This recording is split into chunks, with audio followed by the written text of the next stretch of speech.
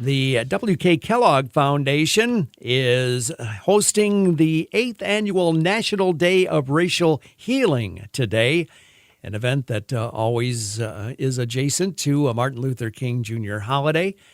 Samantha Meinke is the communications officer for the W.K. Kellogg Foundation and is with us this morning on WKZO to tell us more about this National Day of Racial Healing. Samantha, good morning. Good morning, Ken. Thanks so much for having me. Well, I appreciate a chance to chat with you. Give us a little bit of the background of this special day and what it means here in the community. Absolutely. Well, as you pointed out, yesterday was Martin Luther King Jr. Day, and that's a great time to reflect on the dream and vision of Dr. King. And 8 years ago at the W.K. Kellogg Foundation, we and our partners thought that it would be great to take the day following that day to start putting things into action that could make that dream a reality. And so the National Day of Racial Healing is an opportunity for individuals, communities, and organizations to acknowledge the values we share, build trust in each other, develop authentic relationships, and then commit to collective action that advances healing from the effects of racism. So tell us what is happening today. Who is participating in this event, and how does the public get involved in it today? Absolutely.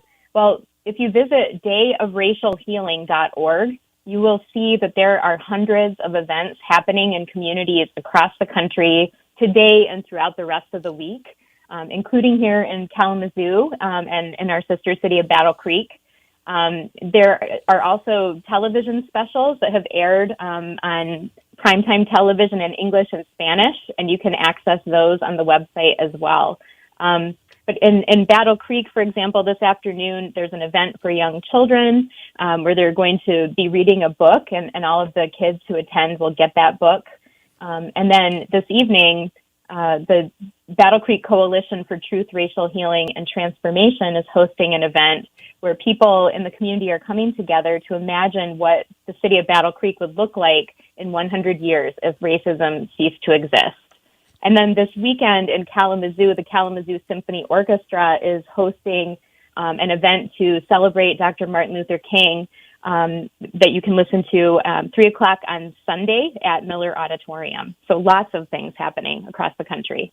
The 8th Annual National Day of Racial Healing today, hosted by the W.K. Kellogg Foundation. Our guest, the communications officer for the foundation, Samantha Meinke. And Samantha, what do you hope and what does the foundation hope the public will take away from participating in events today and this week?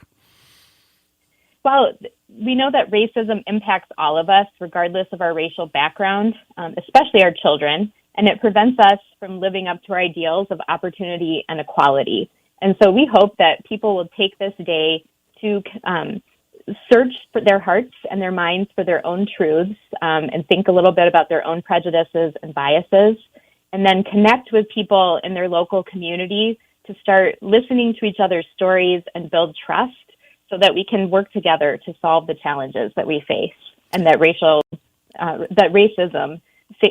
brings to our lives that we can solve together. Are there registrations available for some of these events coming up this week, or how does the public participate if they choose to do so? Yes, absolutely. If you go to that website, dayofracialhealing.org, we have listed as part of the event how you can sign up to participate in it if it is necessary to do that. For some of them, you can come in person. For some of them, they do ask that you register in advance. The 8th Annual National Day of Racial Healing, hosted by the W.K. Kellogg Foundation today, and it kicks off a series of events during the course of this week, climaxing Sunday with the special performance at Western Michigan University's Miller Auditorium. And Samantha Meinke, the communications officer for the W.K. Kellogg Foundation, has been our guest. Samantha, thanks so much for spending some time with us and sharing details of this very special week of events. Absolutely. Thank you so much for the time today, Ken. I appreciate it.